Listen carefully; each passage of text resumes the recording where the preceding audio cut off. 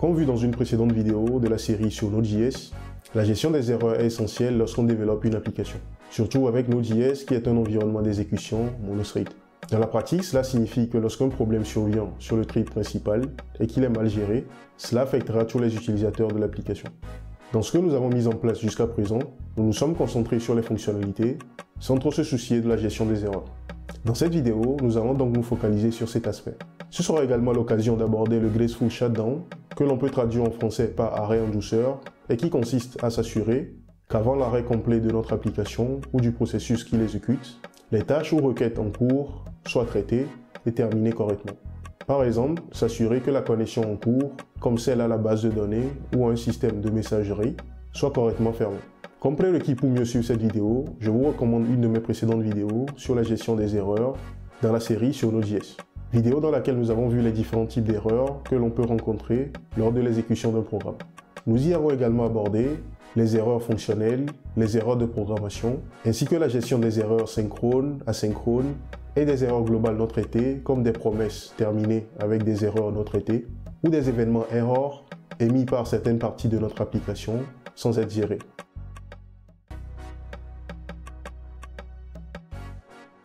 Si nous prenons notre application avec le code actuel, il nous manque quelques éléments mal gérés et qui sont principalement liés à la façon dont Express fonctionne. Je m'explique. Lorsqu'une erreur se produit dans le contexte d'un contrôleur et qu'elle est émise de manière synchrone, Express est capable de la capturer.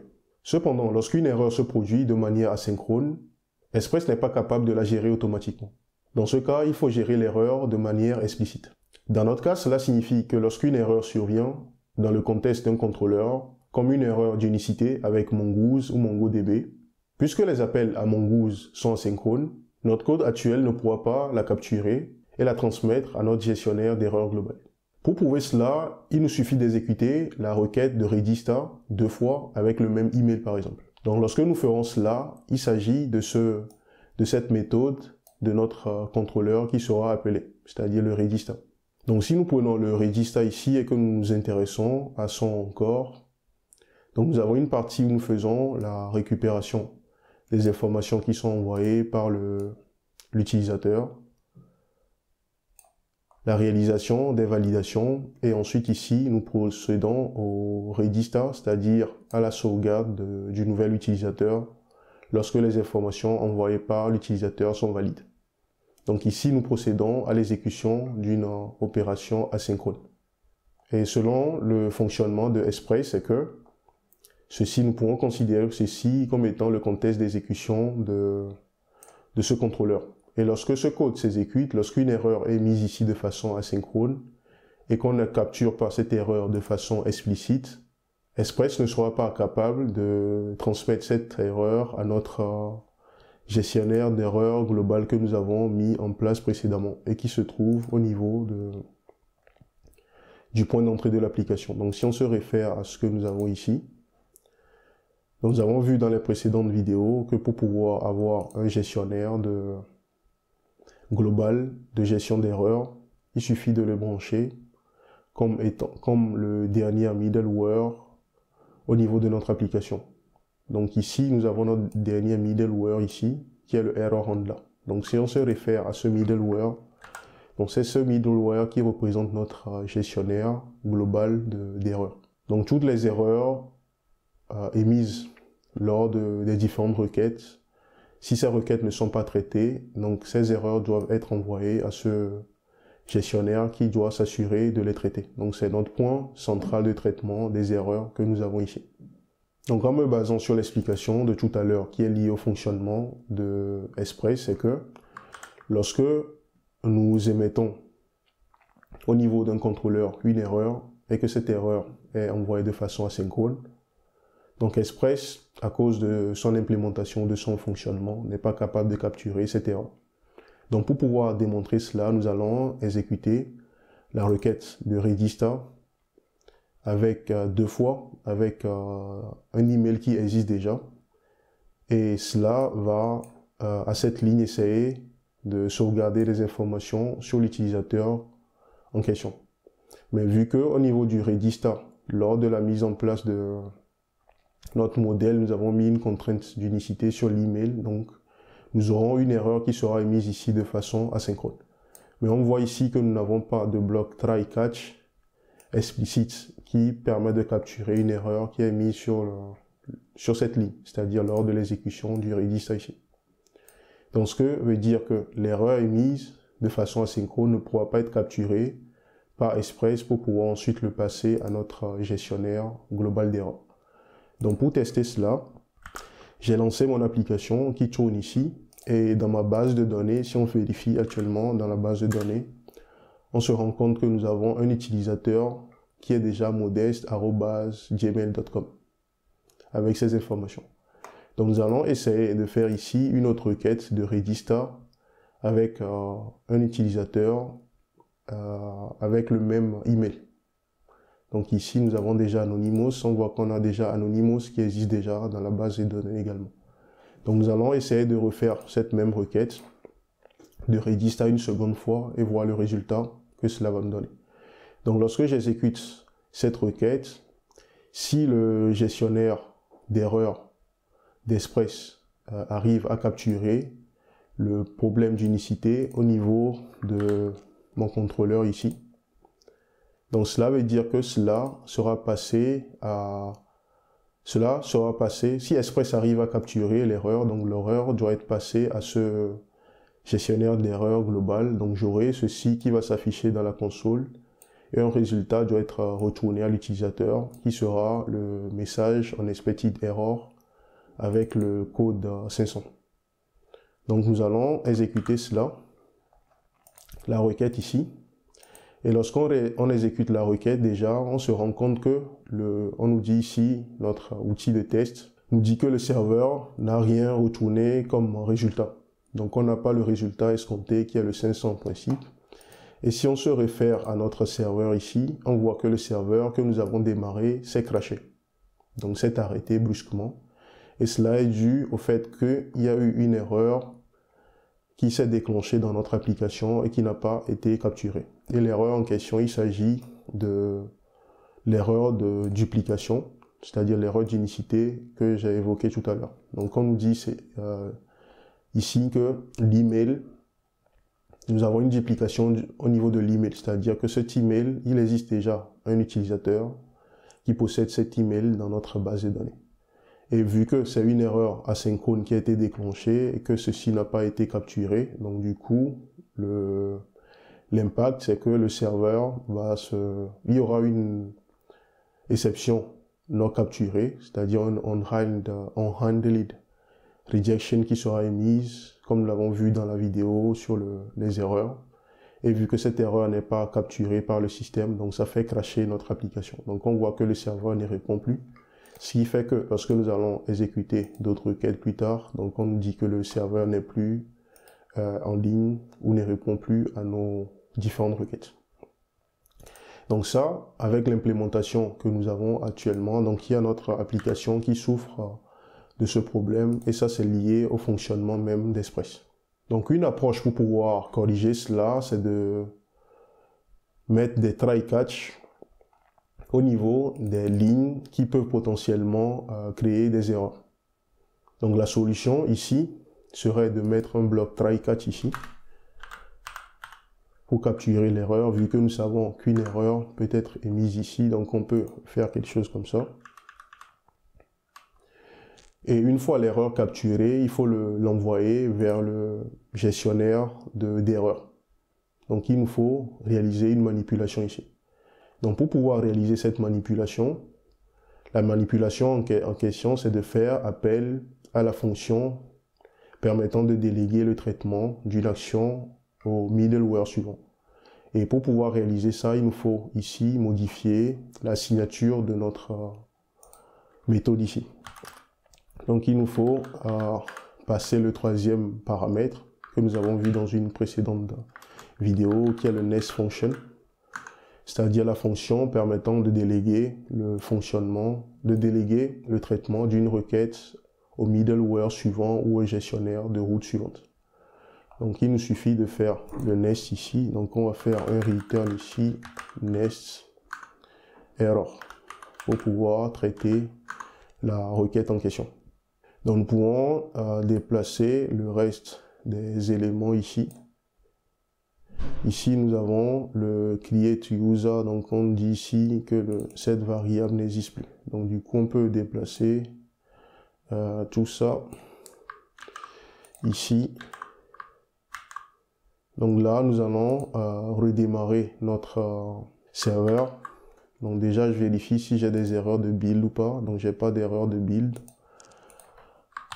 Donc je redémarre mon serveur. Et lorsque je fais maintenant la requête, je m'attends à avoir une erreur 500. Donc on voit maintenant que c'est le serveur qui me répond et me retourne une erreur 500 comme attendu. Et la raison, c'est que nous traitons maintenant l'erreur comme cela est dû et on voit lorsqu'on va dans la console que cette fois-ci notre application ne crache plus. Et on voit que là c'est notre error handler, c'est-à-dire notre gestionnaire d'erreurs qui nous répond là. Donc si on se réfère à ce que nous avons mis en place ici, donc il s'agit de cette ligne qui est exécutée, qui nous affiche le stack trace et nous retourne cette erreur. Donc c'est de cette façon qu'on peut résoudre le problème et qui est lié au fonctionnement d'Express.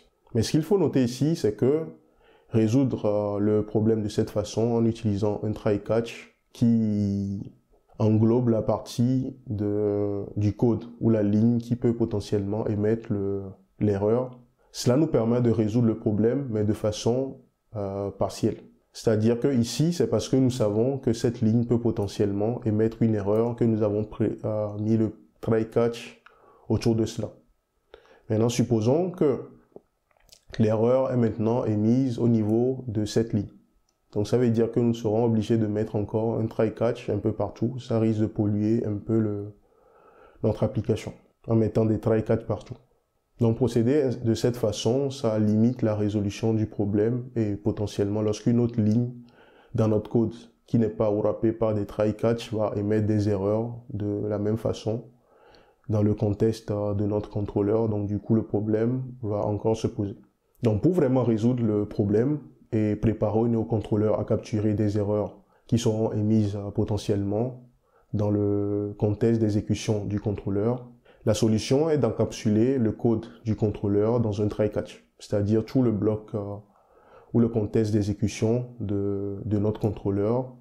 Il faut l'encapsuler dans un try-catch et procéder au traitement de l'erreur comme nous l'avons ici.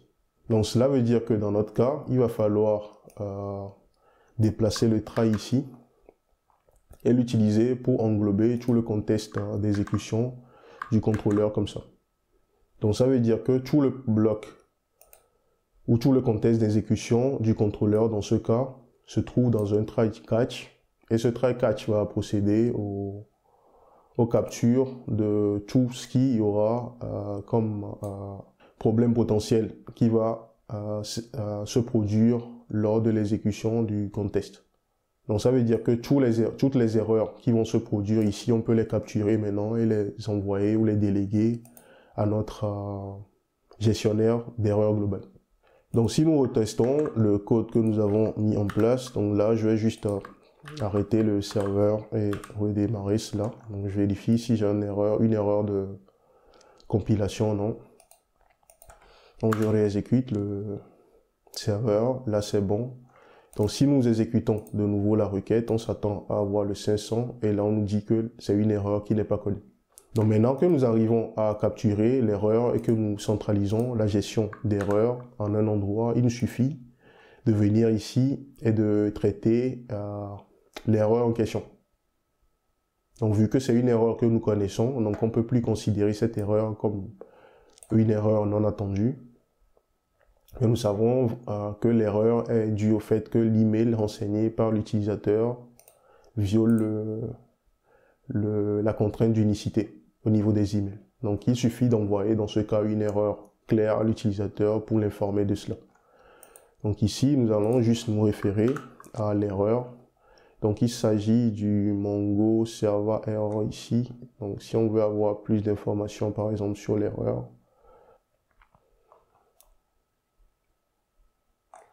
donc si j'affiche par exemple ici plus d'informations sur l'erreur. Je vais dire ici affichement plus d'informations sur l'erreur. Donc on va recompiler cela. On exécute. Donc je refais la requête.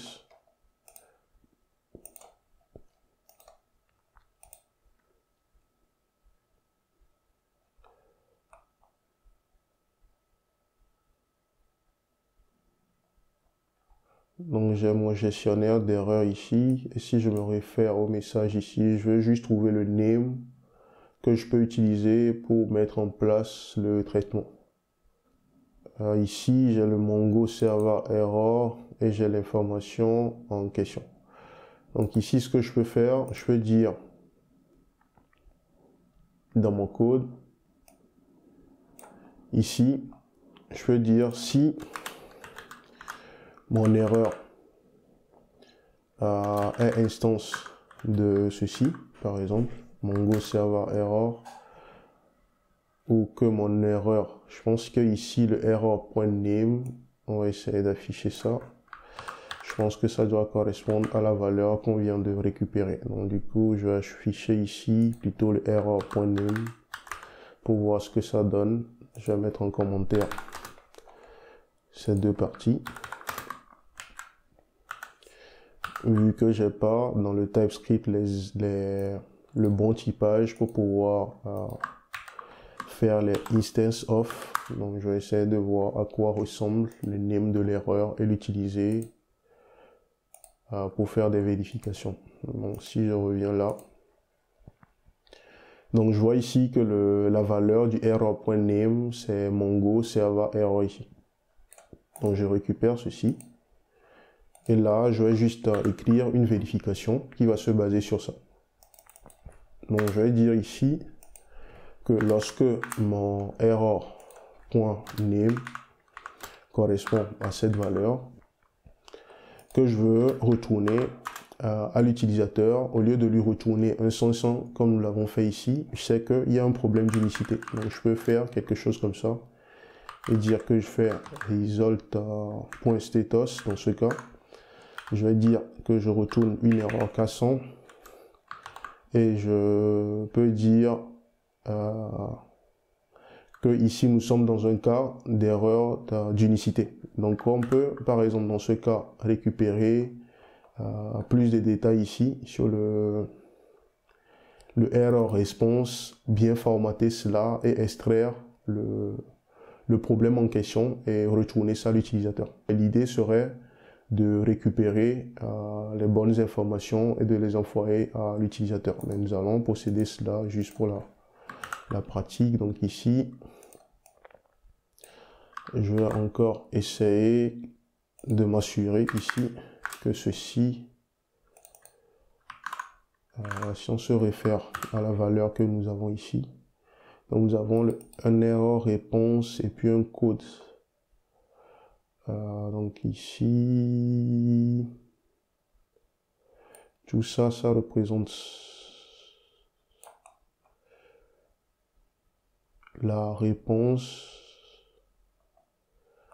Ok, je vais voir si ceci représente une propriété de l'élément ou pas, ou je vais procéder autrement.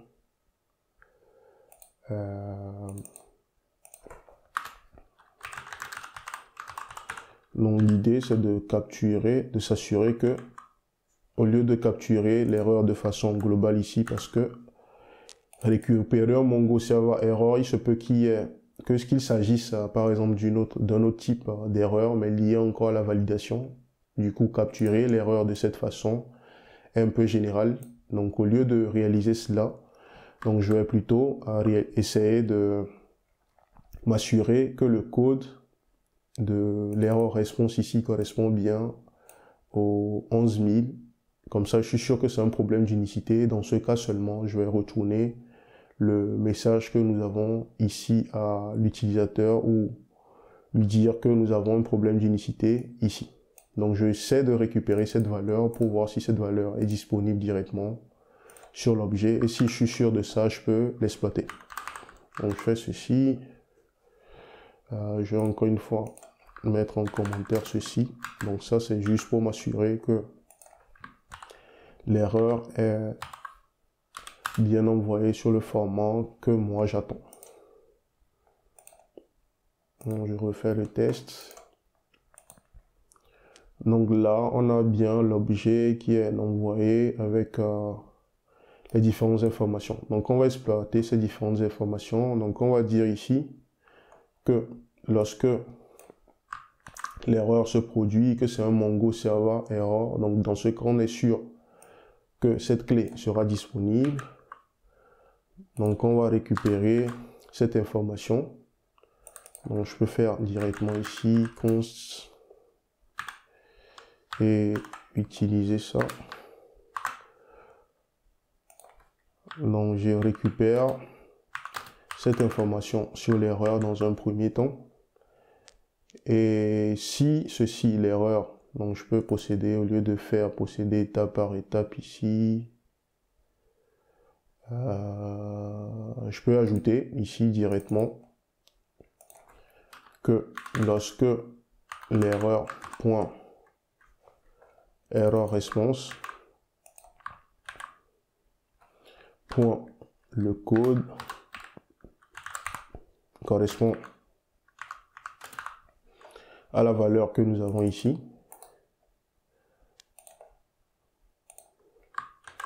Donc là, je suis sûr que je suis dans un cas d'erreur d'unicité. Donc il nous suffit maintenant de retourner l'erreur à l'utilisateur pour lui donner une idée du problème ou de savoir quelle ligne est, plutôt quel champ est touché.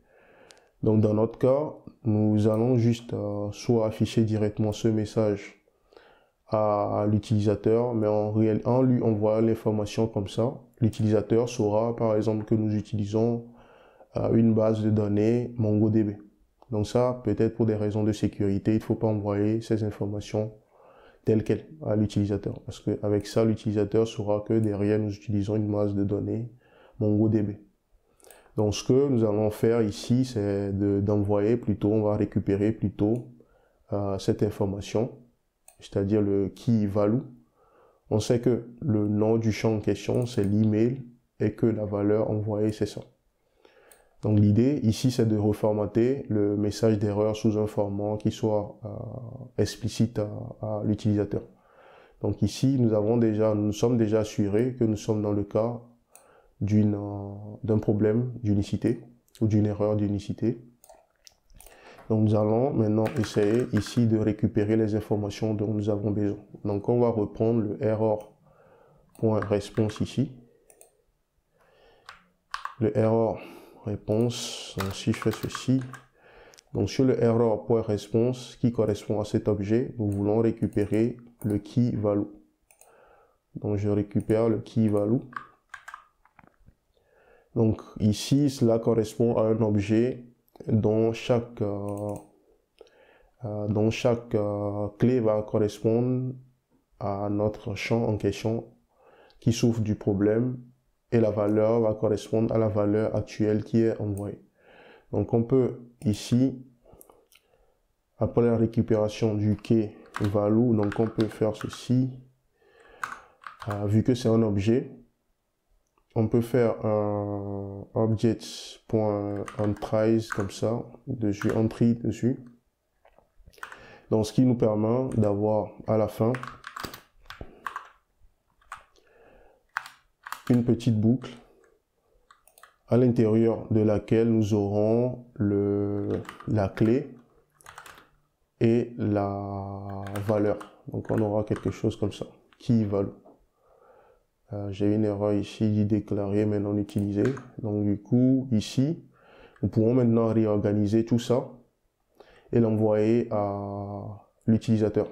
Dans nos façons de traiter les erreurs jusqu'à présent, donc on avait l'habitude de faire quelque chose comme ça. Donc on retournait les informations sous un format comme ça. On faisait field, on mettait le nom du champ. Dans ce cas, on aurait quelque chose comme ça. Et on ajoutait les différentes erreurs de cette façon. Donc c'est de cette façon que nous avons procédé jusque là. Donc on mettait les différentes erreurs comme ça. Donc l'idée de ce que je fais ici, c'est de formater l'erreur avant de le retourner à l'utilisateur pour que ça soit sous le bon format. Donc déjà ici, nous pouvons créer un objet. Donc on va dire ici que nous créons un nouvel objet qui va représenter l'erreur. Donc on peut dire field error par exemple. Donc cet objet aura un champ field qui va correspondre à la valeur que nous renseignons. Et il aura un champ error, donc errors comme ça, qui sera un tableau qui va contenir la valeur ici, la valeur qui a été enseignée. Donc on peut dire ici, on va créer, on va réaliser une interpolation. Donc on va dire par exemple que ça, c'est le message que nous souhaitons envoyer à l'utilisateur. Donc on va dire ici, par exemple, value ou même récupérer le message qui est ici. Ok, on va dire ici duplicated.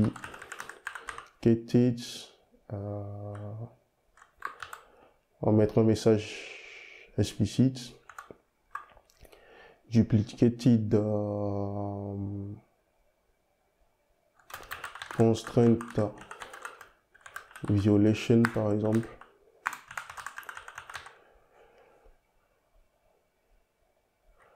Et on va dire ici des values.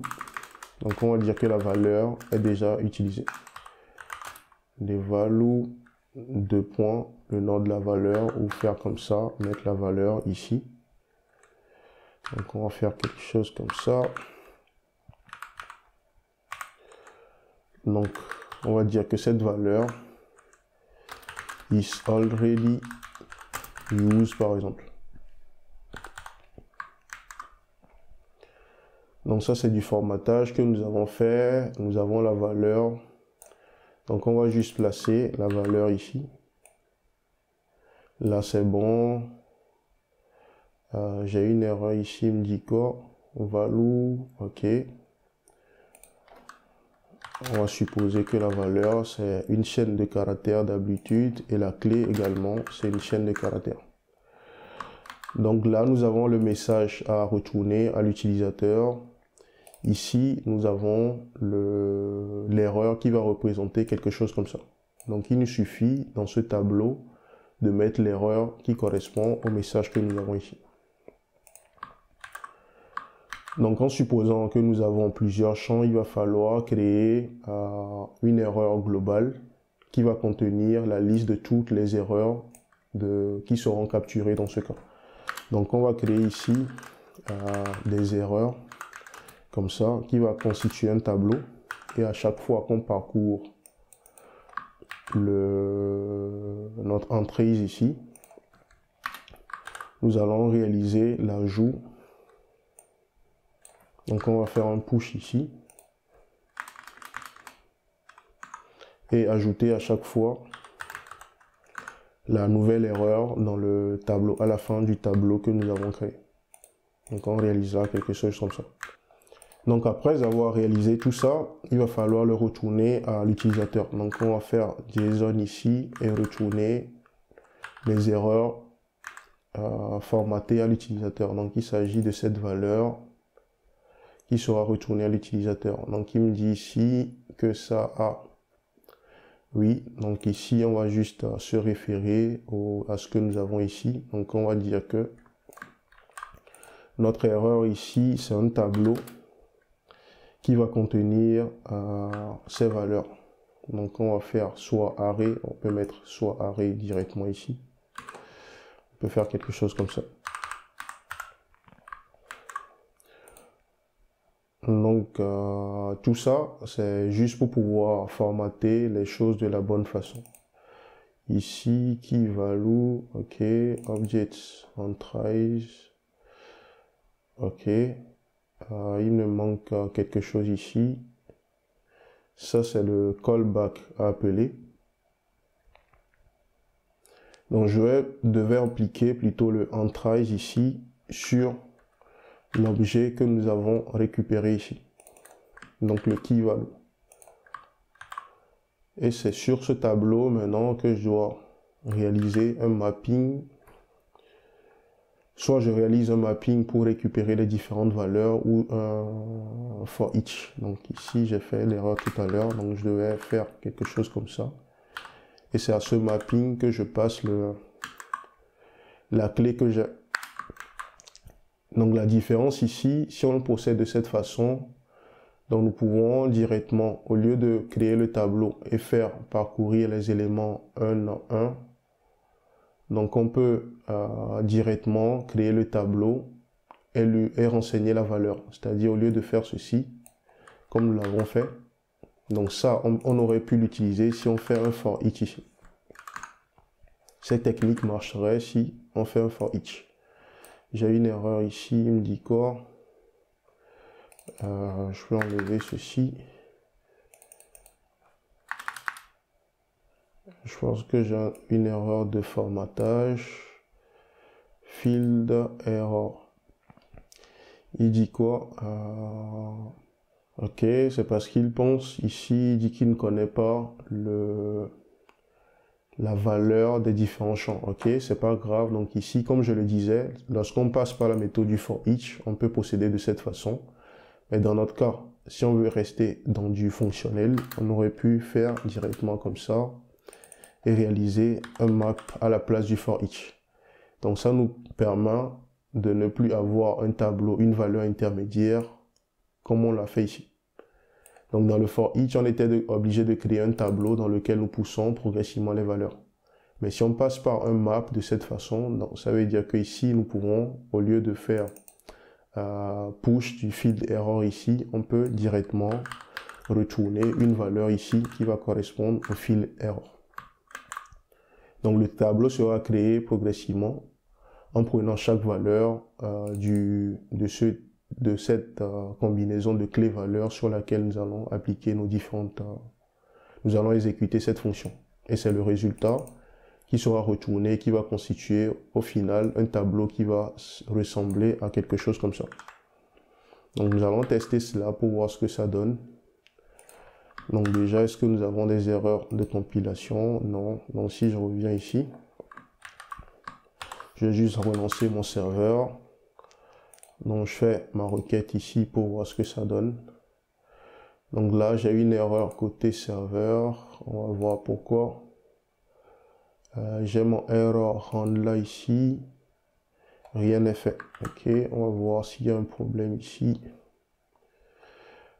Déjà, j'ai ça qui s'exécute, le error handler qui s'exécute. Je dis ici, si j'ai une erreur et que le code correspond à cette valeur, ok, j'ai fait une erreur ici parce que lorsque nous avons vu dans la console, ce code, c'est une valeur qui est numérique, c'est pas une chaîne de caractères. Donc le problème se trouve ici. On va relancer. Donc si je refais le test une deuxième fois, donc là on voit maintenant que j'ai l'erreur qui est sur le format escompté, qui ressemble à ce que nous avons fait jusque là.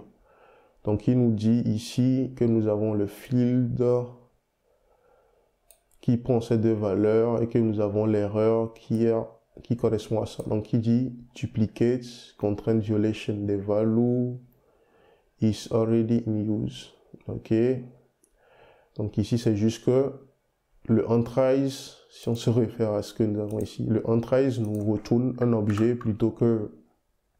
Le entries ici nous retourne un objet plutôt que... nous retourne plutôt un tableau plutôt qu'un objet. Donc ça veut dire ici que je devais juste déstructurer les éléments avant de les utiliser. Donc on va refaire le test. Donc le but de ce que je fais, c'est juste de pouvoir mettre le message sous un bon format. Donc on a maintenant la valeur, le champ. Donc on nous dit ici que déjà nous avons une erreur K100 qui concerne le champ email, et que les erreurs qui sont liées à cela, c'est que nous avons une violation de la contrainte d'unicité, et que la valeur en question, qui est ceci, est déjà utilisée.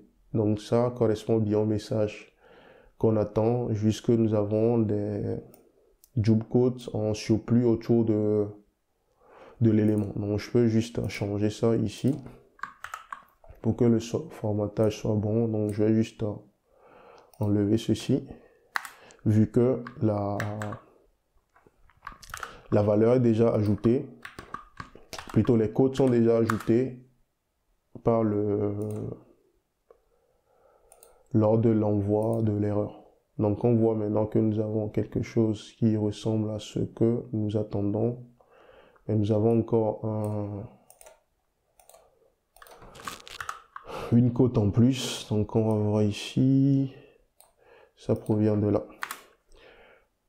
Donc si je me réfère à ce que je retourne ici, on va juste faire ceci.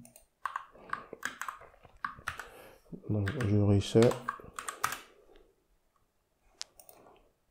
Et si je viens là, que je réexécute, donc là maintenant j'ai les choses qui sont sous le bon format. Donc on fait la requête, il y a une erreur d'unicité au niveau de l'email, donc on indique explicitement le champ qui a le problème et puis l'erreur. Donc c'est de cette façon que nous pouvons mettre en place progressivement la gestion des erreurs au niveau de notre gestionnaire global. Donc on peut capturer ici les différentes erreurs et les traiter. Donc si c'est des erreurs connues, donc on écrira un code en fonction de l'erreur en question. Et si nous ne connaissons pas l'erreur, donc il y aura le message générique qui sera retourné à l'utilisateur. Et dans ce cas, ce qu'il est important de faire, c'est de mettre en place un loga ici pour des erreurs que nous ne connaissons pas. Donc on peut mettre en place un loga ici qui va mettre ça dans un fichier ou un log sur un serveur que nous pouvons plus tard lire et avoir une idée en tant que développeur sur l'origine de l'erreur pour pouvoir traiter cela par la suite. Donc pour pouvoir réaliser cela, nous avons eu à modifier la signature de notre fonction en y rajoutant le nest qui nous permet de pouvoir déléguer le traitement d'une requête ou le traitement d'une erreur lorsqu'on utilise Express. Et nous devons réaliser la même chose au niveau des différentes routes. Donc le but de ceci, c'était de montrer que l'application ou le code actuel souffrait de ce problème. Maintenant que nous savons comment corriger ce problème de capture d'erreur au niveau des méthodes de contrôleur, il va falloir appliquer la même correction au niveau des autres méthodes de contrôleur, à savoir le login ici, ainsi que les méthodes disponibles au niveau du contrôleur employé ici. Donc il va falloir corriger également le problème au niveau de ces différentes méthodes. Mais mettre des blocs try-catch un peu partout au niveau des différentes méthodes peut devenir une tâche fastidieuse. Donc ce qui se fait généralement, ou ce qu'on peut faire pour résoudre ce problème, c'est de créer une fonction que nous allons utiliser comme wrapper et à laquelle nous allons passer nos différentes méthodes de contrôleur déjà disponibles. Donc on va créer une fonction qui va derrière faire ce try catch for nous. Donc pour pouvoir faire cela, nous allons créer au niveau de notre corps ici, donc nous allons créer une fonction utilitaire. Donc je vais créer un utils ici, un nouveau module TypeScript. Donc nous allons créer une fonction qui va nous servir ici de wrapper. Donc nous allons nommer cette fonction par exemple async handler. Donc c'est cette fonction qui va se charger maintenant de faire le travail à notre place.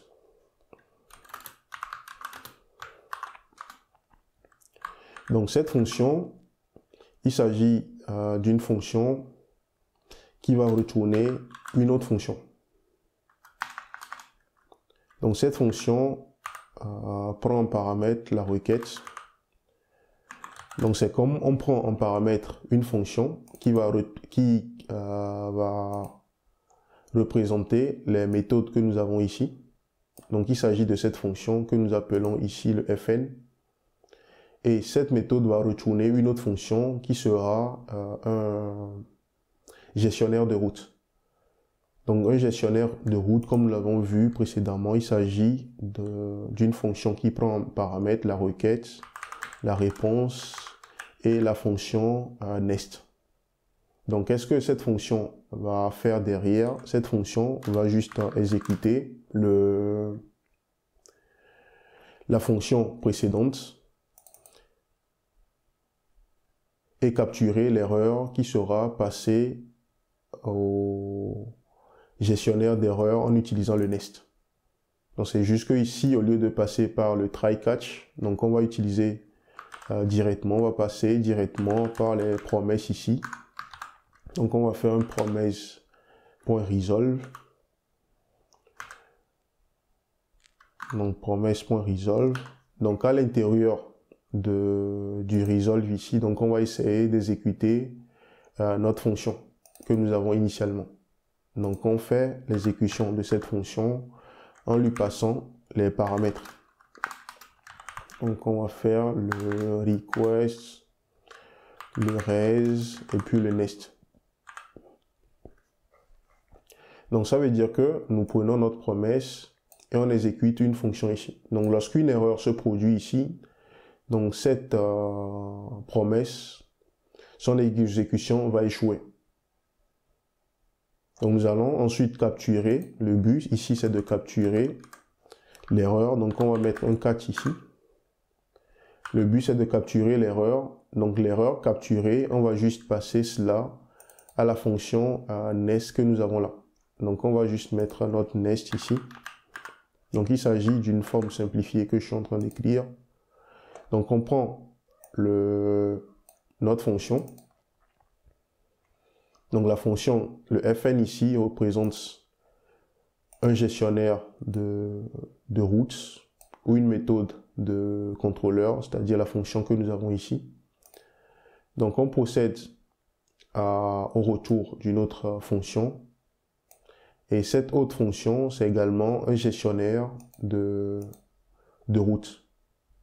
D'où le request, le response et le nest que nous avons ici. Donc cette fonction, son but, c'est de procéder à l'exécution de notre fonction ou de notre gestionnaire de route que nous avons déjà ici. Donc lorsque cette exécution va se réaliser, lorsqu'une erreur va se produire, cela va faire que le promise ici, il y aura un reject. Dans ce cas, l'erreur qui est issue de l'exécution ici sera capturée dans notre catch. Et il nous suffit de faire appel au nest ici pour pouvoir lui passer l'erreur qui est déclenchée. Donc comme je le dis, c'est une forme simplifiée que j'écris ici pour éviter d'écrire nest error. Donc on aurait pu écrire ceci à la place. Donc on aurait pu écrire quelque chose comme ça. Donc cela revient au même. Donc on aurait pu écrire de cette façon. Donc ça revient au même. Et ici, après l'appel du nest, donc ce nest va faire appel le nest, vu qu'on lui passe une erreur, ça va faire appel derrière à notre gestionnaire d'erreur globale que nous avons mis en place. Donc il nous reste ici à juste définir ici de mettre le bon typage. Donc on a ici un request que nous voulons importer d'Express. Nous avons response également que nous voulons importer d'Express. Et enfin le nest function. Donc si ces notions vous paraissent nouveaux, donc je vous recommande ou je vous suggère de regarder la vidéo sur les middleware ou la gestion des erreurs, qui fait partie également de cette série. Donc ici, on va dire que ceci représente pour nous request handler. C'est également, on le prend au niveau d'Express. Donc un gestionnaire de requêtes ou un gestionnaire de routes. Donc cette fonction, on peut maintenant l'utiliser pour wrapper nos différentes méthodes. Donc cela nous évitera de faire ce try catch que nous avons fait manuellement ici. Donc ça veut dire que nous pouvons remplacer tout ce que nous avons fait, donc le try catch que nous avons fait ici. Donc si notre fonction marche bien, ça veut dire que nous pourrons enlever ceci et wrapper simplement notre Redis ici avec l'utilitaire que nous venons de créer. Donc il nous suffit de passer maintenant cette fonction, donc la fonction que nous avons ici. Donc il suffit de wrapper cette fonction avec le async handler que nous venons de créer. Donc si tout est bien mis en place et que la fonction ici fonctionne bien, on s'attend à avoir le même résultat que tout à l'heure. Donc nous allons tester cela pour voir ce que ça donne. Donc j'arrête ceci. Je vérifie si j'ai une erreur de compilation. Donc j'ai pas d'erreur de compilation. J'exécute ceci. Donc on va tester. Ici, on s'attend à avoir le même résultat que tout à l'heure. Donc nous avons l'erreur qui est bien retournée. Donc ça veut dire que notre fonction ou notre wrapper que nous venons de mettre en place fonctionne bien. Donc on voit que l'application ne crache pas.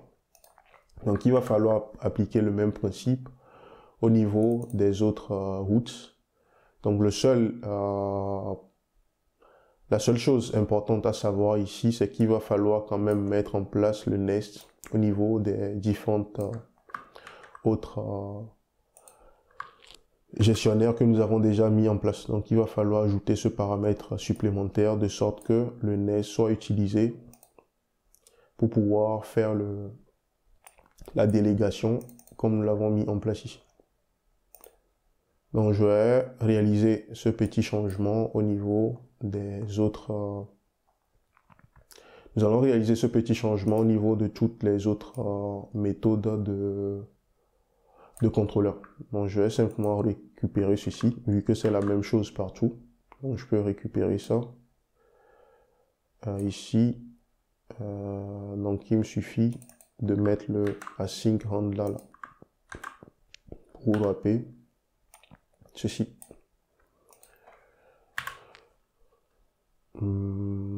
Ok, ici j'ai pas mis ça au bon endroit, donc il s'agit de wrapper toute cette fonction avec le async handler, de sorte que s'il y a une erreur qui est déclenchée de façon asynchrone ici, que cela puisse être capturé par Express et passer à notre gestionnaire d'erreurs. Donc je vais réaliser la même chose pour toutes les autres méthodes de contrôleur.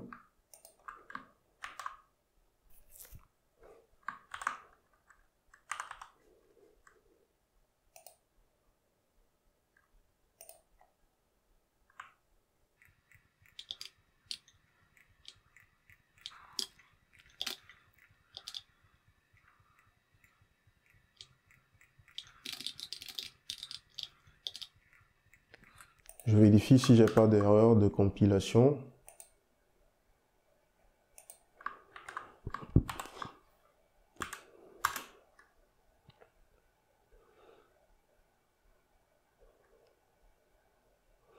Ok, donc là on voit que mes anciens tests que j'avais mis en place ici, donc il y a mes tests qui cassent. Mais au niveau des tests, j'ai pas besoin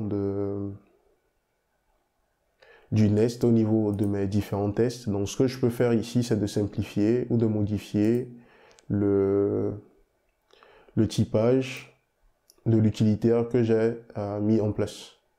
Donc je vais juste dire ici que le paramètre, le nest ici, est un paramètre optionnel. Donc pour permettre à ce que le code existant ne casse pas, par exemple au niveau des tests qui sont déjà en place.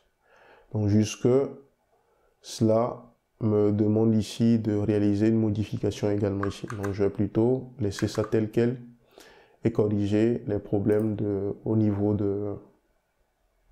corriger les problèmes d'erreur au niveau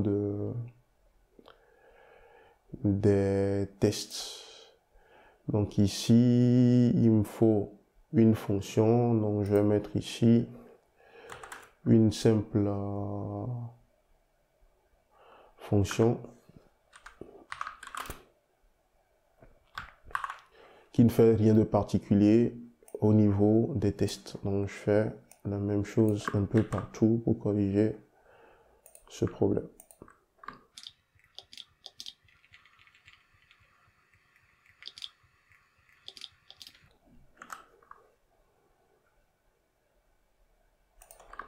Non, je vérifie si la compilation est bonne. Donc là, c'est bon. Je relance ici l'application. Donc là, c'est bon. Je vais également lancer ici les tests que nous avons mis en place, juste pour voir si nous avons cassé quelque chose. Donc je vérifie ici. Donc je vais lancer les tests d'intégration. Donc je fais npm run. J'exécute le test ici pour voir que j'ai pas de problème. Ok, donc on a des choses qui fonctionnent ici. On va lancer également les tests unitaires que nous avons mis en place pour voir s'il n'y a rien qui est cassé. Donc nous avons au niveau de, si on regarde ici, nous avons les différents tests qui passent. Donc cela montre que nous n'avons rien cassé au niveau de nos tests. Donc encore une fois, c'est l'un des avantages des tests que nous avons mis en place. Si on ne les avait pas mis en place, on serait obligé d'aller dans Insomnian, de repasser sur tous ces tests pour les réaliser manuellement pour voir si ça marche ou pas. Donc nous venons ainsi de corriger le problème de capture d'erreur dont souffrait notre application.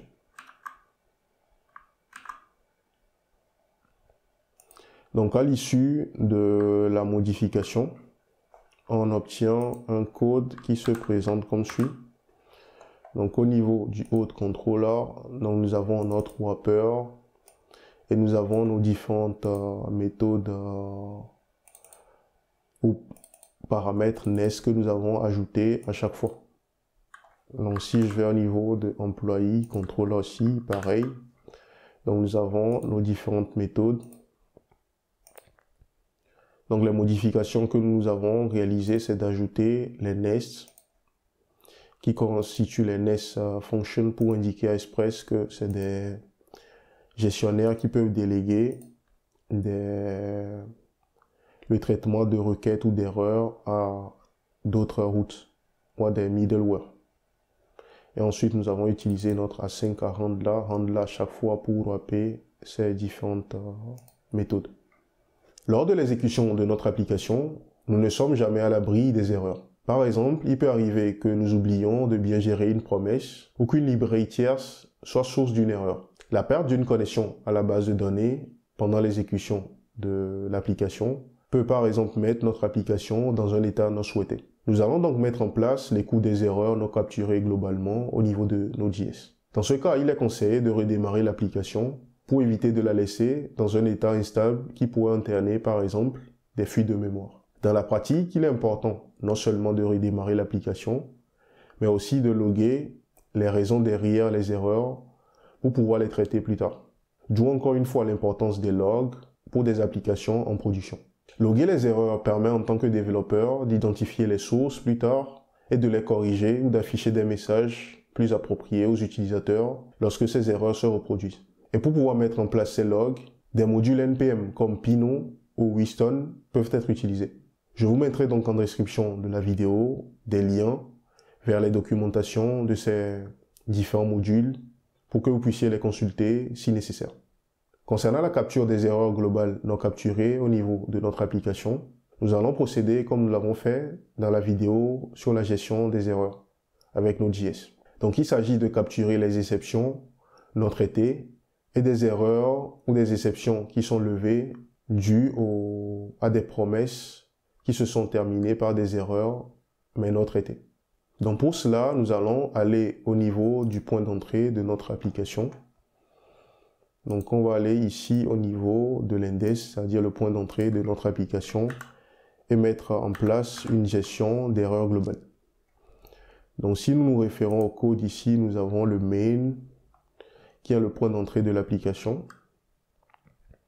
Donc nous allons ici mettre en place l'écoute de certains événements.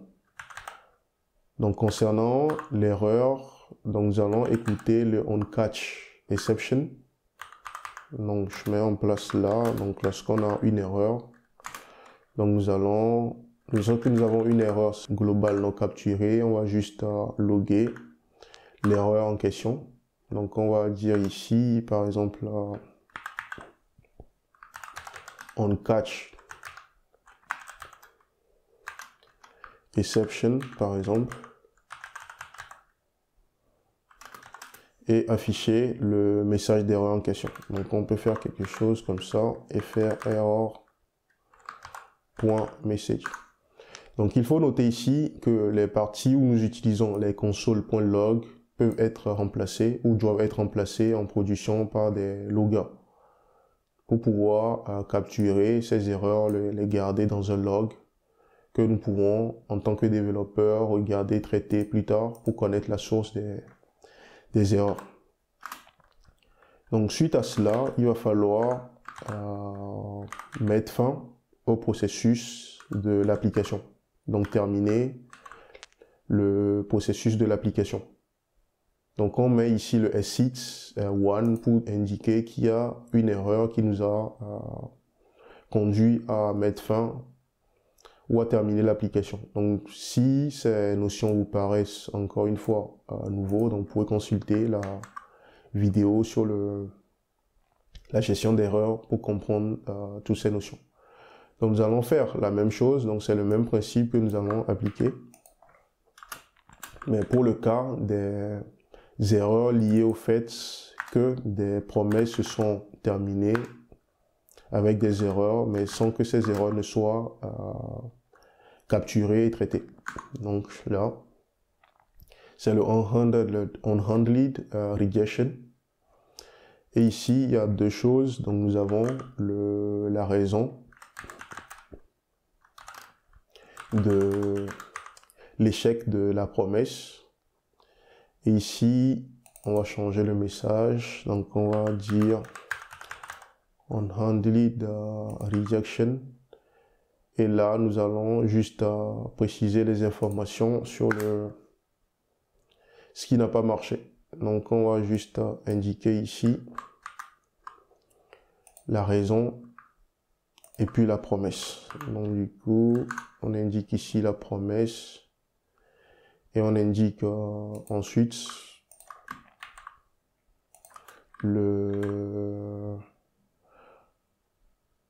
la raison. Donc ici, je vais mettre reason.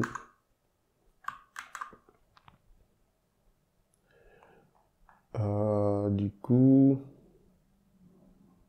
si nous faisons un premier test avec ce que nous avons mis en place, en supposant qu'après le démarrage de l'application, donc dans notre main ici, supposons que après le démarrage de l'application, que nous mettons en place un set timeout ici. Donc disons que 5 secondes après le démarrage de l'application, que je fasse un throw new error par exemple. Donc on va imaginer par exemple que c'est une librairie tierce où il y a eu un problème qui a déclenché une erreur. Donc on va faire un truc comme ça. On va redémarrer notre application. Déjà, est-ce que j'ai des problèmes de compilation? Non. Donc on redémarre notre serveur. On attend 1, 2, 3, 4, 5 secondes. Il y a une erreur qui est déclenchée. Donc on voit qu'il nous dit ici qu'il y a une erreur qui s'est produite. Donc le onCatch exception que nous avons mis, il s'agit de ce que nous avons mis ici. Et nous avons l'erreur associée qui nous est affichée dans la console qui correspond à ce que nous avons là. Donc l'erreur qui a été déclenchée. Et ceci a été capturé parce que cette erreur a été déclenchée et que l'erreur n'a pas été capturée. Donc nous allons faire la même chose, mais cette fois-ci en déclenchant le problème après 5 secondes, mais cette fois-ci en utilisant des promesses. Donc je vais faire la même chose, je vais faire promise cette fois-ci. Donc on va faire un reject et déclencher un problème. Donc on va voir ce que ça va donner dans ce cas. Donc on va faire boom promise par exemple. Donc là, déjà est-ce que nous avons un problème de compilation? Non. Donc là j'exécute le code. Donc on attend encore une fois 1, 2, 3, 4, 5 secondes. Donc on voit que cette fois-ci, on a un on-catch rejection. Donc le on-catch rejection, c'est parce que nous sommes ici. Donc il s'agit de capture de promesses terminées avec des erreurs mais non traitées. Donc on joue l'erreur que nous avons là et on voit que juste après, à chaque fois, notre application s'arrête. Mais arrêter notre serveur de cette façon, de façon brusque, directement, dans la pratique ou en production, ce n'est pas la façon idéale de procéder. Et la bonne façon de procéder, c'est d'aller vers ce qu'on appelle le graceful shutdown. Donc c'est quoi le graceful shutdown? Ceci nous amène à la dernière partie de cette vidéo. Lorsque nous décidons d'arrêter un programme en cours d'exécution, comme c'est le cas de notre API par exemple, il peut y avoir des tâches en cours, à savoir des tâches d'écriture de données, de suppression, de connexion à une base de données, etc. Et l'arrêt de ces tâches de façon brusque pourrait entraîner soit des pertes de données ou des corruptions de données, voire laisser notre système dans un mauvais état. Et c'est là qu'intervient le graceful shutdown. Donc le graceful shutdown, en français arrêt en douceur, désigne le processus d'arrêt contrôlé d'une application ou d'un système. Dans la pratique, cela consiste à s'assurer que toutes les tâches en cours sont correctement terminées avant l'arrêt complet de notre application. Concrètement, cela signifie que plus aucune requête ne sera acceptée et que toutes les tâches I/O en cours, à savoir la lecture de fichiers, les requêtes HTTP, des connexions à la base de données, etc., seront terminées. Et que après cela, l'application pourra s'arrêter proprement. Concernant l'implémentation du graceful shutdown, cela se fait par l'écoute de certains signaux qui sont envoyés par le système d'exploitation. Le premier est le signe int, qui est envoyé par le système d'exploitation lorsque l'utilisateur tape la combinaison de touches CTRL-C dans le terminal. Donc cette combinaison de touches permet à l'utilisateur d'indiquer au système qu'il souhaite arrêter l'application. Donc il s'agit de, par exemple, lorsque nous lançons notre application ici, de faire ensuite CTRL-C, comme ça. Donc on voit que l'application s'arrête suite à l'exécution de cette combinaison de touches par le système. Donc en faisant cela, envoie un signal signe int à notre application.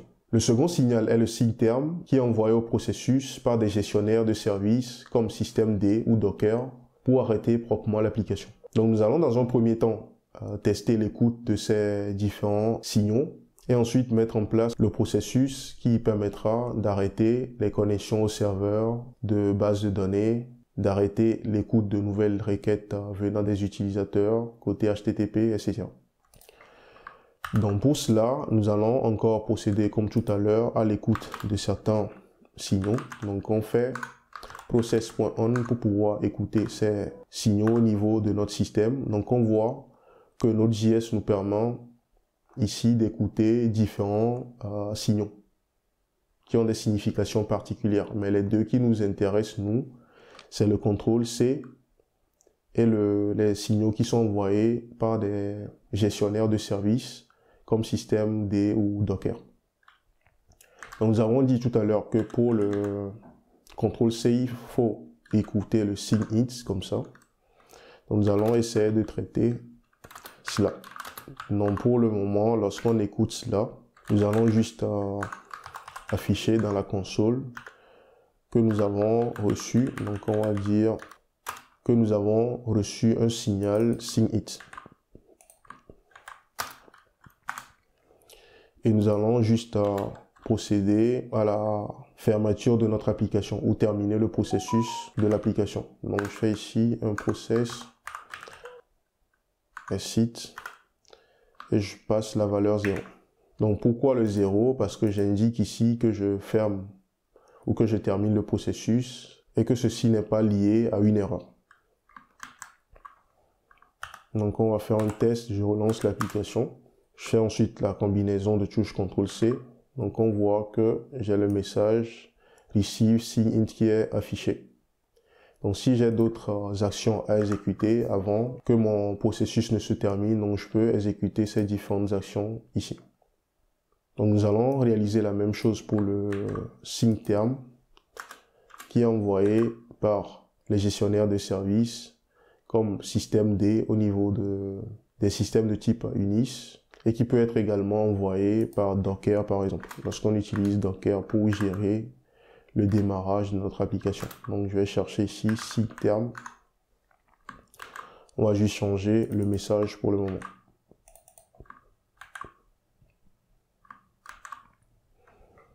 Mais jusque dans ce cas, c'est pas un signal que je peux envoyer directement vu que c'est les systèmes, les gestionnaires de services qui l'envoient au système. Donc je pourrais pas tester dans ce cas le cas du système. Mais lorsque nous allons par exemple mettre notre application en production, la démarrer en utilisant Docker par exemple, donc lorsque nous allons essayer d'arrêter le système, donc Docker va envoyer ce signal au processus qui fait tourner notre application. Maintenant que nous avons mis en place l'écoute de ces différents événements, il va falloir maintenant mettre en place le processus de Graceful Shutdown. Donc ici, nous allons créer simplement une fonction. Donc je vais créer une fonction ici que je vais nommer le Graceful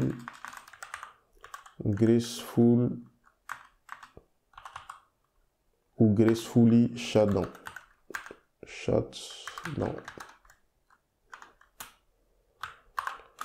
Le principe ici, c'est simple, c'est de s'assurer que nous ne recevons plus de nouvelles requêtes HTTP et de s'assurer que nous traitons les requêtes qui sont déjà en cours et qu'une fois ces requêtes traitées, que nous nous assurons de fermer la connexion à la base de données. Donc c'est ces choses que nous allons mettre en place ici.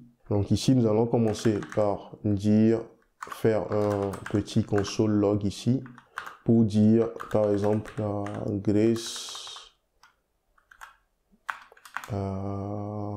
full shutdown, par exemple. On va dire que we closed connections.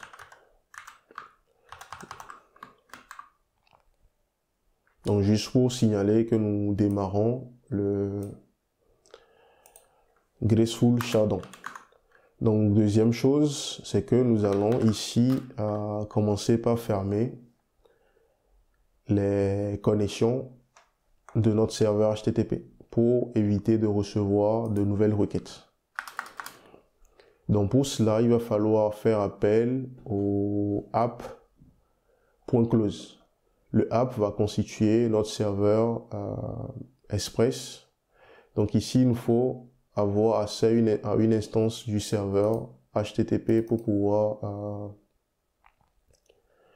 à notre instance du serveur HTTP pour pouvoir appliquer le close dessus. Donc si on vérifie ici le create app, où est-ce qu'on l'avait créé? Donc on l'a créé ici. Donc ce que nous pouvons faire ici, ça nous retourne un serveur Express. Donc ici, nous allons juste dire ici que au niveau de notre Graceful Shutdown, par exemple, que nous prenons en paramètre un serveur Express. Donc on peut faire quelque chose comme ça.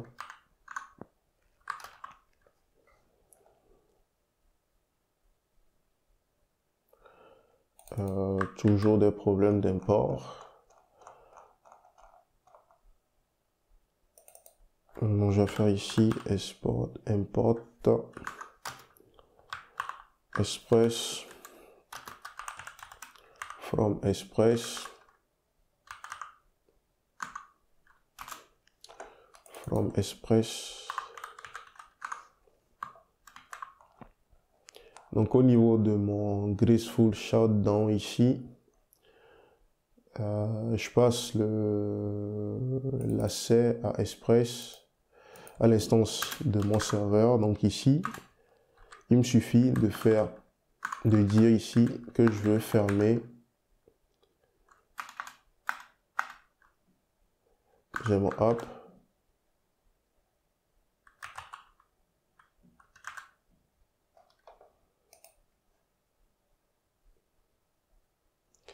La petite différence ici,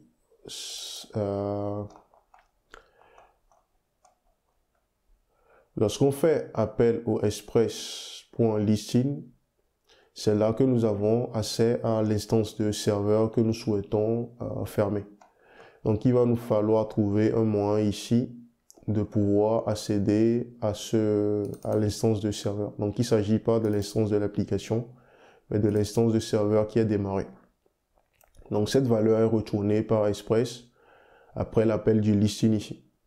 Donc, ça veut dire que ici, ceci nous donne accès à un serveur qu'on peut utiliser. Donc, c'est pas le serveur, l'application qui est créée directement qu'on utilise ici, mais c'est plutôt le serveur, la valeur qui est retournée par le listing ici. Donc, si on regarde ici, cela nous retourne un serveur de quelque chose. Donc, autant pour moi ici, donc ici, c'est plutôt un serveur que nous allons prendre ici. Je veux une valeur qui correspond à ceci. Donc, on va faire la valeur .close pour pouvoir fermer le serveur. Donc, du coup, dans les coulisses, il s'agit d'un serveur HTTP.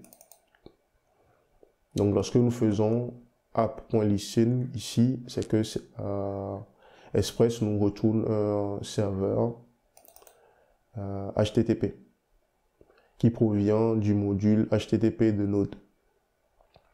Donc, cette valeur, nous allons retourner cette valeur ici qu'on pourra utiliser plus tard pour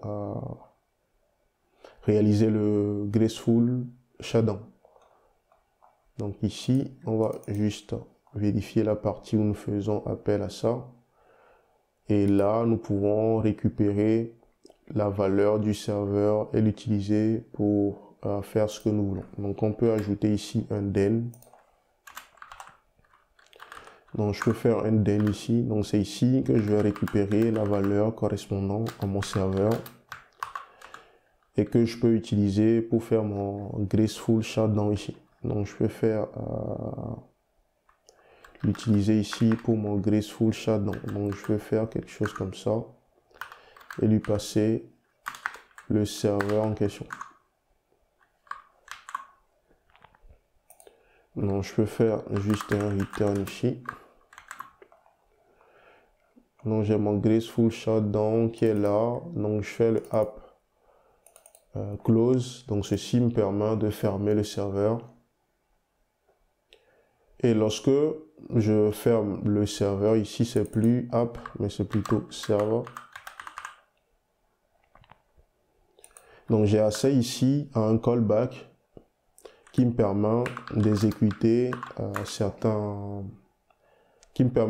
certaines actions après la fermeture après la fermeture du serveur, c'est-à-dire que je ne veux plus accepter de nouvelles requêtes. Donc ici, je peux simplement dire ici que close connections par exemple. Donc je peux dire que nous n'allons plus recevoir de nouvelles requêtes. Ensuite, dans mon cas, à partir de là, je peux m'assurer maintenant de fermer les connexions vers la base de données qui sont encore en cours. Donc nous avons vu précédemment que pour pouvoir accéder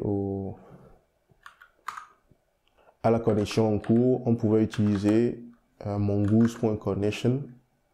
Et pour pouvoir fermer les connexions à la base de données, qu'on pouvait faire appel au close.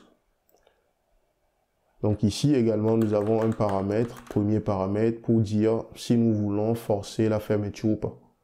Donc dans notre cas, on va supposer qu'il y a des requêtes qui sont en cours et nous voulons fermer cela. Nous ne voulons pas forcer la fermeture immédiatement. Donc d'où le false qu'on passe ici. Donc si on passait le true, ça veut dire que ça va fermer la connexion automatiquement, ce qui va empêcher l'exécution de potentielles requêtes qui sont en cours. Donc on va utiliser le false ici pour dire qu'on laisse quand même la fermeture, qu'on ne bloque pas, qu'on n'empêche pas la fermeture lorsqu'il y a déjà certaines requêtes qui sont en cours. J'ai eu une erreur ici, il me dit quoi, qu'il a un paramètre, mais qu'on lui propose de... Est-ce que quelque chose a changé au niveau des nouvelles versions? Close, ok. Ok, donc du coup, on n'a plus la possibilité de lui passer ce paramètre sur les nouvelles versions. Ok, donc du coup, on a le close, on va dire que c'est false dans ce cas. Et ça nous retourne quoi? Dans ce cas, ça nous retourne une promesse. Ok, donc ici, je fais un then. Alors, vu que ça retourne une promesse, ici, après la fermeture des connexions réussies, donc je peux dire connection to MongoDB close par exemple.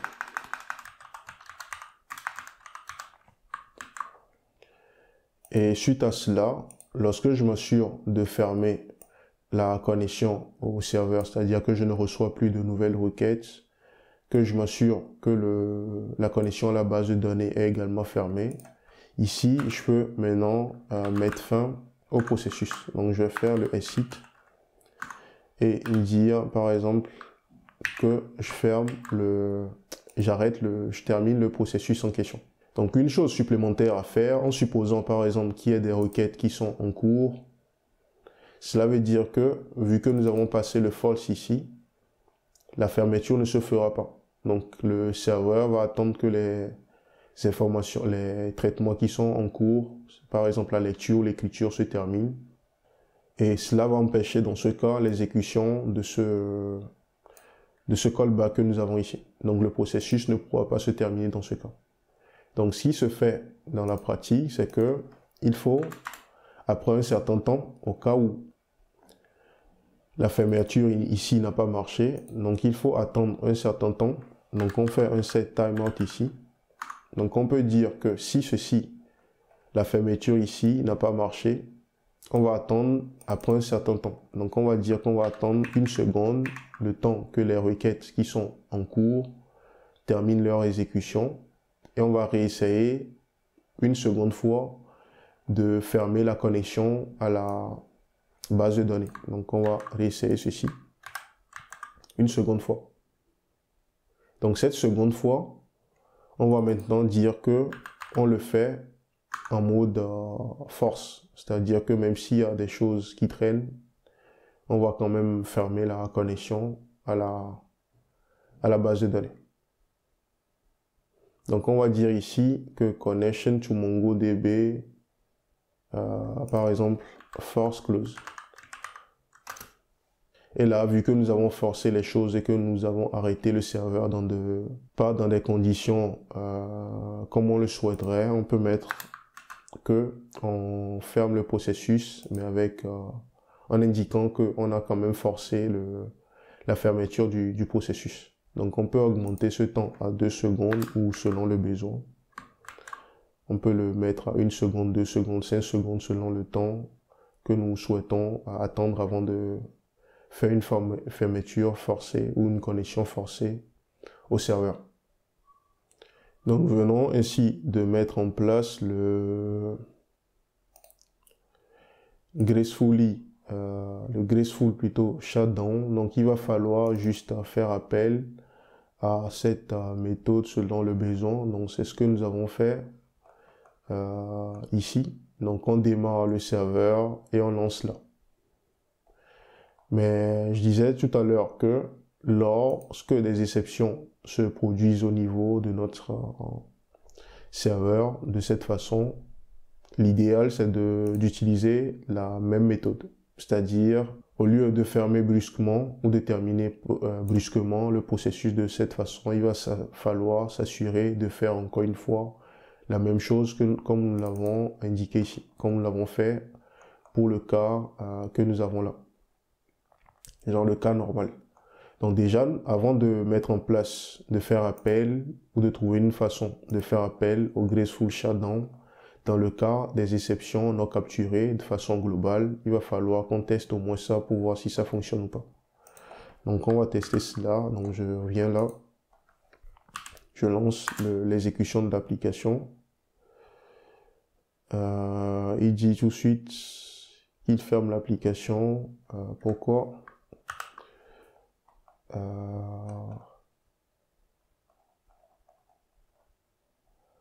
Ok, lors du graceful shutdown. Ok.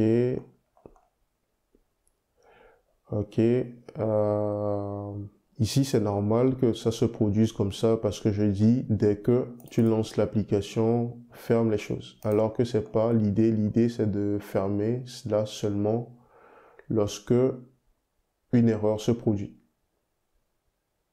ou que l'utilisateur demande explicitement de fermer l'accès à la connexion. Donc, c'est plutôt ici que je devais faire les appels. Jusque je l'ai mis ici parce que j'avais besoin de l'accès au serveur ici pour pouvoir effectuer le démarrage. Donc ce que nous allons faire ici pour éviter de dépendre de ceci, donc nous allons créer une variable globale qui sera serveur. Donc je vais déclarer une variable globale ici. Donc je vais nommer ici ça serveur. On démarre ceci, déclare ceci comme variable globale.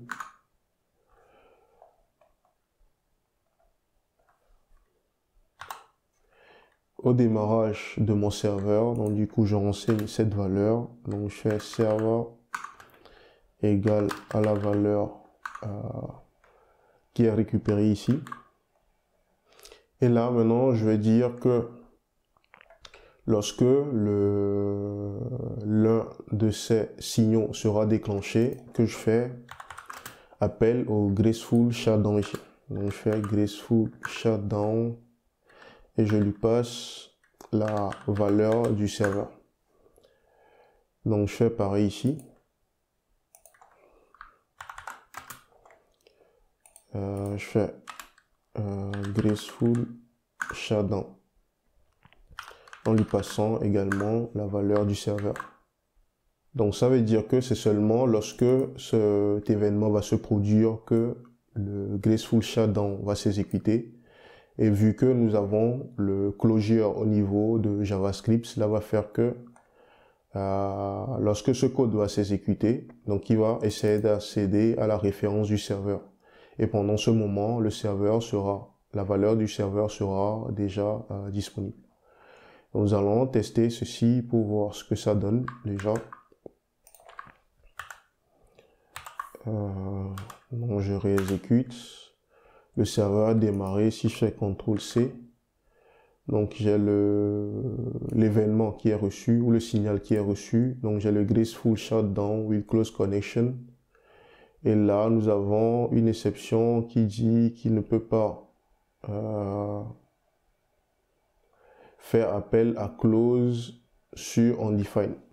Donc ça veut dire que la valeur du serveur ici n'est pas renseignée. Donc si on vérifie rapidement pourquoi nous avons cette erreur, donc nous avons le let, le serveur qui est créé ici. On démarre le serveur, on renseigne sa valeur. Si je fais un console log ici, au niveau de la valeur du serveur,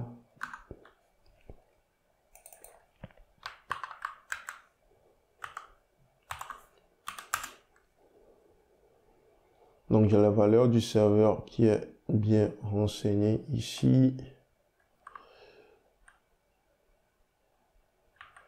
OK. Et pourquoi lorsque je fais le CTRL C après, il me dit qu'il n'arrive pas à lire cette propriété. Donc on va vérifier où est-ce que le close est appelé.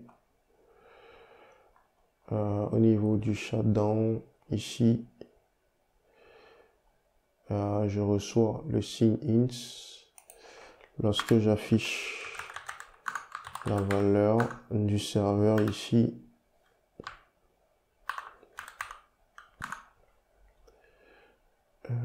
qu'est-ce qui se passe ici si je fais ceci?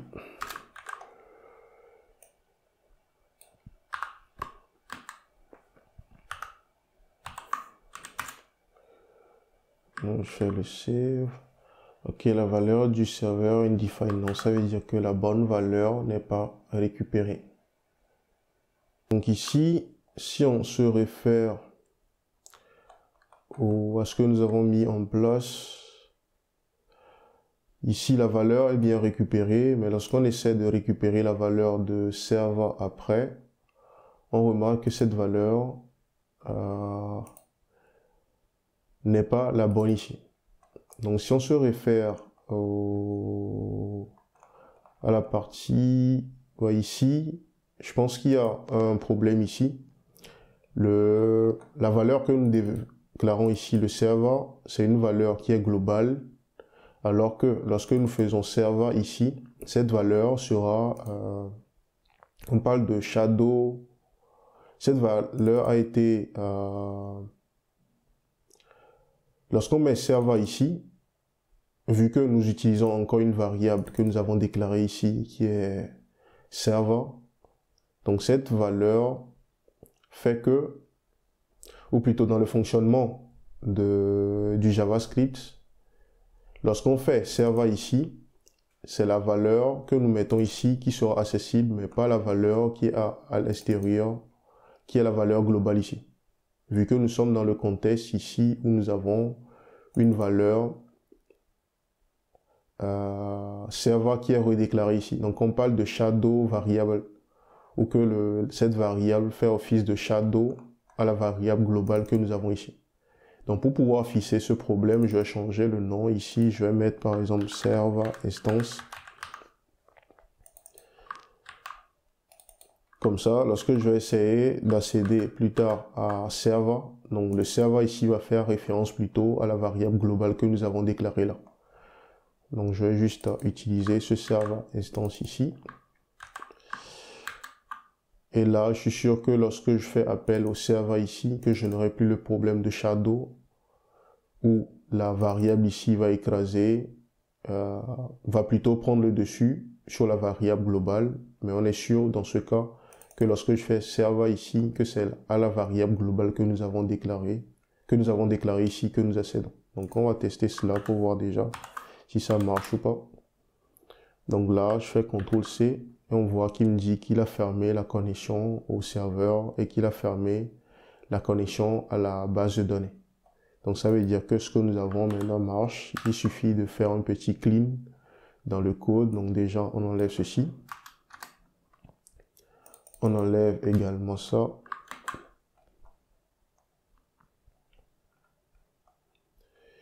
Nous n'avons plus besoin de ça également. Et ok, est-ce qu'on a notre console là qu'on veut enlever? Donc je refais le test. Donc je fais CTRL C. Donc on voit qu'il y a la connexion, les connexions HTTP qui sont fermées. Et puis ensuite les connexions à la base de données qui est également fermée comme nous le souhaitons. Donc une piste ici d'amélioration. Déjà au niveau des signaux que nous envoyons ici, lorsque nous envoyons les signaux, nous réalisons le shutdown. Mais nous souhaitons réaliser la même chose au niveau des exceptions que nous avons ici. Mais dans le cas où les exceptions sont levées de façon non contrôlées ou que les exceptions ne sont pas capturées et que ces exceptions déclenchent des erreurs. Lorsque nous allons faire appel à des shutdowns ici, comme c'est le cas tout à l'heure, lorsque nous faisons ceci,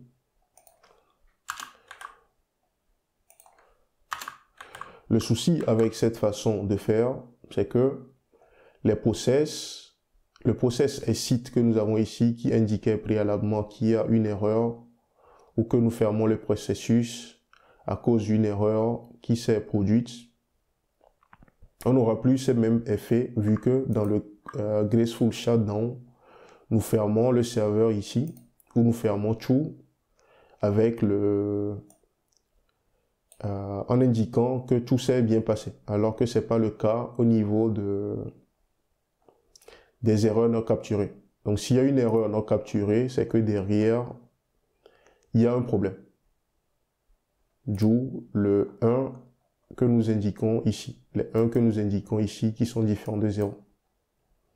Donc pour pouvoir rester dans cette même logique, ce que nous pouvons faire ici, c'est de modifier le graceful shutdown en lui passant comme deuxième paramètre ici une valeur qui va correspondre au exit code. Donc ça nous permet dans ce cas, lorsque cette valeur n'est pas renseignée, on peut dire que lorsque cette valeur n'est pas renseignée, que ça sera égal à 0 par défaut, mais si cette valeur est renseignée, que ce soit la valeur utilisée comme exit code.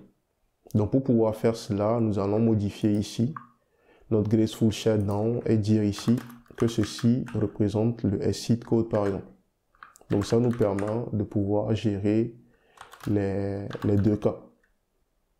Donc on va dire que ça c'est un number. Donc ça nous permet de gérer le cas où nous fermons explicitement la connexion et les cas où nous ne fermons pas explicitement la connexion. Pour gérer les cas où nous fermons la connexion due à une erreur et les cas où nous fermons cela en douceur vraiment. Donc on peut mettre quelque chose comme ça et dire que lorsque rien n'est précisé, donc on peut enlever même ceci et dire que lorsqu'aucune valeur n'est précisée, ça correspond à 0. Et dans le cas où la valeur est précisée, cela sera utilisé comme exit code. Donc l'idée maintenant, c'est que c'est ce exit code que nous allons utiliser lors de la fermeture du serveur ici, si la valeur est présente. Donc on peut écrire quelque chose comme ça. Donc si cette valeur est renseignée, on va l'utiliser, mais si cette valeur n'est pas renseignée, on va prendre 0 par défaut. Mais dans le second cas où nous forçons l'arrêt du serveur, donc on peut laisser la valeur telle quelle parce que nous faisons un force close après un certain temps d'attente. Donc ça, on peut laisser cela comme ça. Donc le exit code sera valide pour le cas où nous faisons la première tentative de fermeture de connexion au serveur.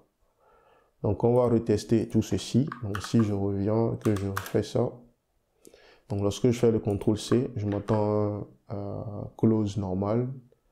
Donc il fait un close normal. Et pour vérifier cela, je peux même afficher le exit code ici. Donc on va voir console log et afficher par exemple le exit code ici. Donc je relance, je fais un CTRL C, donc j'ai le exit code qui est 0. Et là, je vais essayer de modifier mon code comme on l'a fait précédemment. Donc je vais mettre à moi-même un set timeout quelque part pour lever une exception et voir ce que ça va donner. Donc supposons que je mette ici un set timeout et que je dise ici que après 5 secondes que je vais déclencher une exception. Donc je fais new error comme ça et que je déclenche une exception comme je l'avais fait précédemment. Donc si on démarre l'application, donc après 1, 2, 3, 4, 5 secondes, on s'attend à ce qu'une erreur soit déclenchée et là on voit que le exit code est 1. Donc ça indique quand même que le serveur ne s'est pas fermé dans de bonnes conditions et que ça s'est fermé suite à un déclenchement d'erreur ou à une exception non capturée.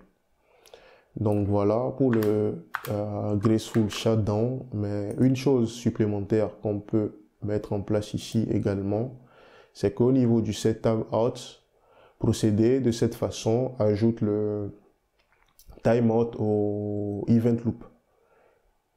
Or, nous savons que côté Node, tant qu'il y a une tâche à exécuter au niveau du event loop, cela va empêcher la fermeture de notre processus. Ça, c'est le fonctionnement classique de Node. Donc ici, pour dire que ça, nous l'ajoutons pas dans le event loop de notre processus. Donc on peut utiliser ici, faire appel à cette fonction. Donc cela permet d'ajouter de ne pas ajouter le set timeout, c'est-à-dire l'exécution de cette fonction ou de ce callback dans le processus, dans le event loop qui est lié au processus d'exécution de notre application. Donc c'est une petite subtilité pour s'assurer que ce callback, lors de son appel, ne soit pas exécuté dans le processus que nous souhaitons terminer. Donc pour résumer rapidement ce que nous avons fait de façon générale, d'abord nous avons mis en place une correction au niveau de nos différentes méthodes de gestion de route, c'est-à-dire de nos contrôleurs, pour que lorsque des exceptions sont levées au niveau de nos contrôleurs de façon asynchrone, que ces exceptions puissent être capturées et envoyées à notre gestionnaire d'erreurs. Donc cela nous a permis par exemple de corriger le problème lié au register. Donc le problème qui se trouve ici, le problème lié à la contrainte d'unicité que nous avons mis en place et qui faisait crasher l'application lorsqu'on ne met pas un try catch explicite dessus. Deuxième chose, nous avons vu comment mettre en place le graceful shutdown. Pour cela, il fallait écouter deux événements principaux, à savoir le signe int et le signe term. Et pour cela, nous avons mis en place la fonction qui nous permet de réaliser le graceful shutdown, à savoir fermer toutes les connexions. D'abord, fermer les connexions à la base de données qui sont toujours en cours. Mais avant de réaliser cela, on s'assure qu'on ne reçoit plus de nouvelles requêtes. Et pour pouvoir faire cela, il faut accéder à l'instance de serveur en cours et faire appel aux clauses dessus. Donc après avoir réalisé cela, c'est-à-dire lorsqu'on indique qu'on ne voulons plus recevoir de nouvelles requêtes, c'est juste après cela que nous procédons à la fermeture des connexions aux bases de données. On fait cela parce qu'on se dit que potentiellement il y a des requêtes qui sont en cours et qui ne sont pas encore terminées, qu'on veut laisser le temps d'exécuter. Donc on donne 2 secondes à ces requêtes pour pouvoir réaliser pour que cette requête ou ces opérations puissent se terminer. Donc pour pouvoir réaliser cela de façon douce, donc on indique à Mongoose ici de ne pas fermer de façon brusque la connexion si des traitements sont en cours. Donc ça laisse le temps à ces requêtes de se traiter, de se finaliser. Donc le temps laissé, il s'agit du temps que nous définissons ici maintenant.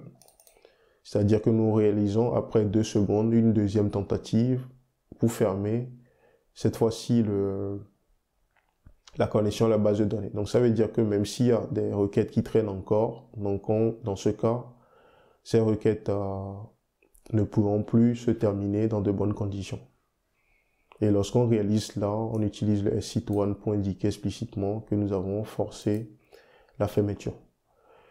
Donc ensuite, nous avons également amélioré l'existant, c'est-à-dire le traitement des erreurs non capturées. Nous avons mis en place ici un graceful shutdown également pour ces cas. Donc au lieu d'arrêter le serveur brusquement, lorsqu'une exception se produit, on s'assure de faire la même chose, c'est-à-dire fermer les connexions à la base de données après s'être assuré qu'on ne reçoit plus de nouvelles requêtes. Donc nous allons juste réutiliser le shutdown, la fonction de shutdown que nous avons déjà mis en place pour réaliser cela. Donc voilà, de façon générale, les bonnes façons de gérer les erreurs et de s'assurer que nous fermons notre application dans de bonnes conditions. Et c'est ce que j'avais à partager avec vous pour cette vidéo sur la gestion des erreurs et l'arrêt en douceur. Donc dans la prochaine vidéo de cette série qui marquera potentiellement la fin de cette série sur Express, nous allons voir comment déployer cette application que nous avons mis en place jusque-là sur un serveur. Donc je pense que je vais faire... la vidéo va porter plus sur un déploiement sur un serveur Heroku Mainfluent d'ici là. Donc j'espère également que cette vidéo vous a permis d'apprendre quelque chose de nouveau. Si c'est le cas, n'hésitez pas à la liker. Et n'hésitez pas également à partager cette vidéo autour de vous pour permettre à d'autres personnes de découvrir ces contenus. Et en faisant cela, cela améliore également la visibilité de la chaîne. Comme d'habitude, je mettrai également en description de la vidéo le lien vers le repo Git pour vous permettre d'accéder au code source au cas où vous souhaiterez réaliser des tests par vous-même.